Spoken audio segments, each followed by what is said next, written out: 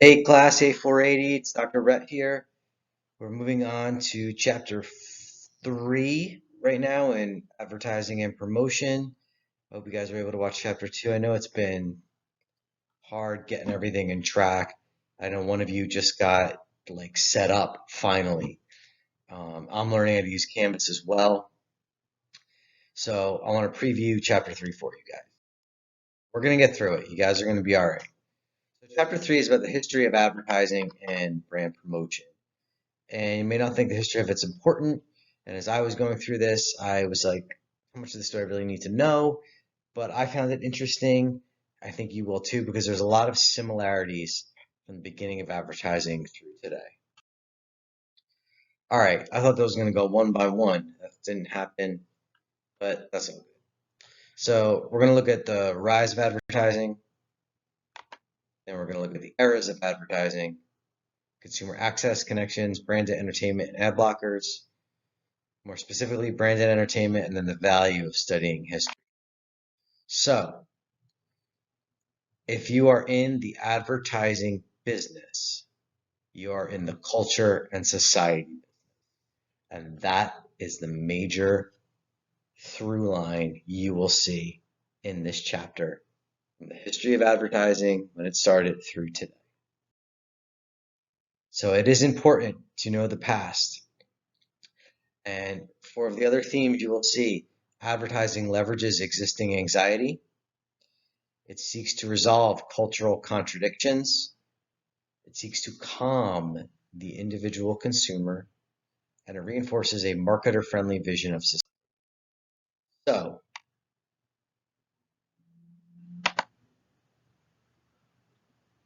the rise of advertising is a result of capitalism, and I want you to click and watch this video, which I cannot do. So I want you to watch this and you go back through it, stop the video, and watch this. It's very short, it's like 2 minutes. The Industrial Revolution played a huge role in the development of advertising. Here's just a pic of the Industrial Revolution, the train, then modern branding, and then the role of the mass media. Okay. The Industrial Revolution took Western societies away from household sufficiency as a method of fulfilling material needs to dependency on a marketplace as a way of life. The Industrial Revolution was a basic force behind the rapid increase in mass-produced goods that required stimulation of demand, something advertising can sometimes be good at. So what to take away from this? Away from household self-sufficiency. Everything was just in the house. So you can talk about how it removed the family from the home a little bit. Because people then went to the market. Color on this. I don't like the red. I can use like a light blue. I like purple. You can't really see it though. That's got to be red. Oh well. To the marketplace. So you think the market where you go shopping. It was a rapid increase in mass-produced goods, and it stimulated demand, supply and demand. That's capitalism. And advertising is really good at stimulating demand, especially for things we don't really need. So, the era of industry, you saw an emerging middle class who had regular factory jobs, which meant more money to spend things on. They were concentrated largely in cities, which is where the marketplace was. Perhaps you've seen a show like Little House on the Prairie, where they'd go into the cities and that's where it was, and that was in the late 1800s. And newspapers were the start of where advertising and lying was very common in newspapers. They would say that this would cure everything from skin issues to cancer, and there was no rules, so they lied about everything. If you ever hear the phrase, you're a snake oil salesman, people would sell snake oil saying it cured everything. P.T. Barnum, perhaps you've seen the musical, oh my gosh, that's about P.T. Barnum, and I'm blanking on the title. But, so from about 1875 to 1918, pre the Roaring Twenties, right when World War II ended, you see right here is an advertisement for Barnum and Bailey Circus. And you could see he would advertise. Obviously, there's no one this tall in the world right now, but people would walk on stilts. This guy's breathing fire. He was a showman. He would say that there were people that could do, the bearded woman, all kinds of things like that. It created consumer culture. One of your discussion questions is on consumer culture. A lot of the early um, advertisers were the sons of preachers. They were good speakers. They saw the importance of speaking. And in about 1900, medicine patents, again, medicine that just did not do much at all, was about 75 million, which for that day and age, wow. P.T. Barnum said there's a sucker born every minute. That's still true. And in 1906, the Pure Food and Drug Act required that ingredients were put on labels. If you look at products now, you know that you can see ingredients, but people still put in all kinds of crazy stuff. And there actually are things you do have to put everything, but it could still be misleading. You could put in a little bit of something inside, drop, and say it has this great thing in it, but it really doesn't do anything. Okay. Advertising's ability to create meaningful differences between near identical soaps suddenly became critical. Apologize that way. I'm covering that. What do you mean? Because everyone used to go, if you look at this soap in the upper left corner, that's an example. People would go to the shop and they'd slice a piece of soap off and they get it. You can buy soap like this now, like this image down here. That's kind of like this. This is natural soap. I talked earlier about culture. This is kind of talking today's culture. People want much more natural things right now, like more organic things, for example. So you can get soap today that looks like how people used to buy soap, or they get cake made locally. This is an advertisement for soap back then. Then you move to so soap, honestly, most products are the same. Like most electronics are the same. There might be some differences, but how you differentiate it? Through advertising, through branding. People say, I like Dial. What makes Dial so much better than another brand? Unless you're getting into these products that are much more natural. But back in like the 50s, it different. Soft soap, you can see more cultural. People like liquid soaps now. So there's a difference in that. Moving on to the 1920s, the Roaring Twenties, if you've heard of that, where things were just so great. It was after World War One. People had a lot of money, a lot more money. So advertising was about better living, getting rid of things like bad breath or bad odor. So here you see the advertising. Let's go, Grace. I can't say another minute. I noticed it too. It's about because she smells. So these products are going to help you to live a better life. Now, no one wants to smell. I asked a question in discussion. What are some of the better living products you can think of now? Things that make our lives easier. Now, certain things do make our lives easier.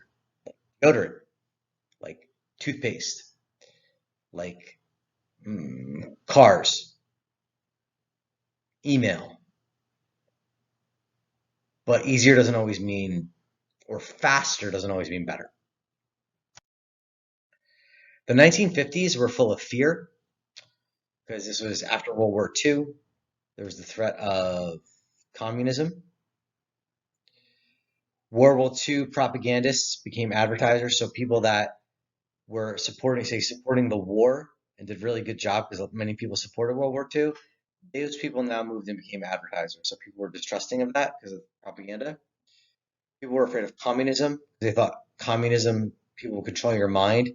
And this down here, if you've seen Captain America 2, the Winter Soldier was controlled by Russia, and they controlled his mind.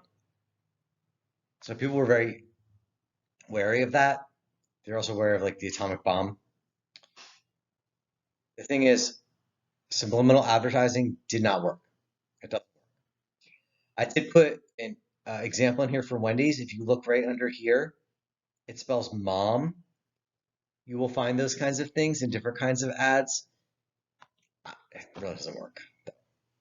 The 50s also saw the rise of kid culture or teenage culture, for example, with rock and roll, and the advent of television, which, if you compare that to, it was the biggest culture shift since like social media. So you've all grown up in like the social media age or the information age, it's called. So for my generation, it adjusting that isn't easy, but you've grown up into it. So kids that grew up in the 50s, came of age, it was very natural to them, but the prior generation was very difficult for them to adjust to that. Here's a video. I hope this plays. It doesn't. I'm not going to be able to play it. I really wish I could. I thought I could on here, but I want you to watch it. It's from the TV show Mad Men, which is a representation of the 1960s when advertising started to get kind of hip. Oh, it is going to play.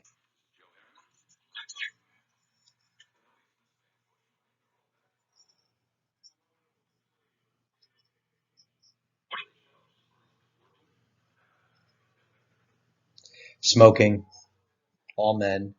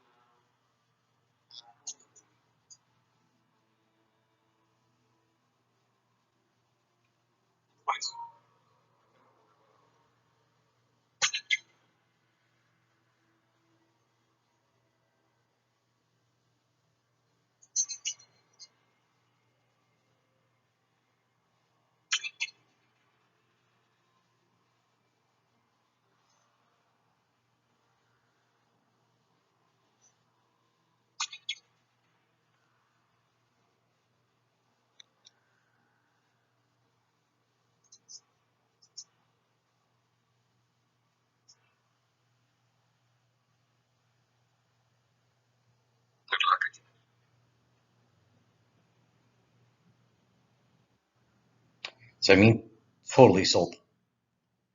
That's a great clip. And Mad Men's a really good show to watch if you want to learn about advertising. And so many of the truths there that are true today. And a story, nostalgia, and the ad itself, you could see how it connected as well. The 60s also saw sex. Sex still sells, but it went through different times. The 50s didn't really use this as much. The 50s were very wholesome, rebellion, and youth, capturing the youth culture. The 70s saw authenticity and included a lot of positive images for African Americans. And that was partly the result of the start of Ebony magazine. There were also regulations on advertising to protect children and other groups.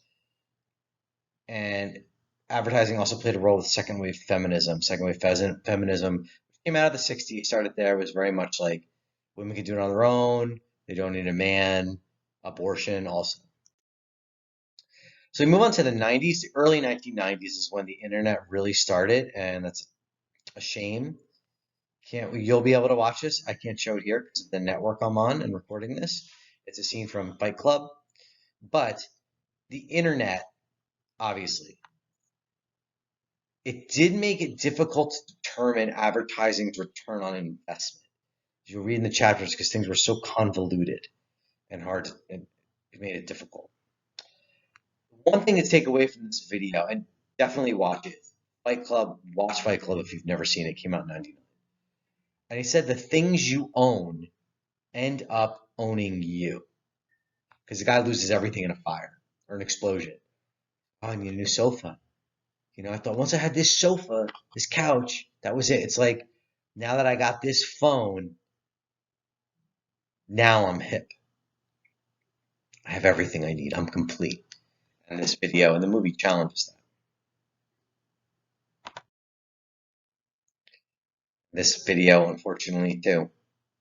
Advertising has us chasing cars and clothes, working jobs we hate so we can buy we don't need. We've all been raised on television to believe that one day we'd all be millionaires and movie gods and rock stars, but we won't. We're slowly learning that fact, and we're very, very pissed off. That's what they say in this video as well. You can read this. It's true. Advertising chases stuff to buy things we don't need. Things we want, but not necessarily things we need. So from the 2000 to present, you see a lot of consumer-generated content in the Chapter 2 video. Talked about that with the Doritos ads where people made their own commercials for Doritos and they picked a couple winners to air during the Super Bowl. You saw the advent of ad blockers where you can block ads, and how do people get around that? Branded communities. So you see an example of that here. It's a Harley Davidson community, and that becomes a brand. And you also even see that too when we wear shirts that say like whatever brand is on it, Abercrombie, Fubu, Nike, whatever it is. And then product placement. And you see that down here, and now I'm really wishing you could see it better. In the Marvel Cinematic Universe, advertisement for cars that they place in there, and anytime you see like a character drinking a specific product, that's product placement. So that's what I have for chapter 3.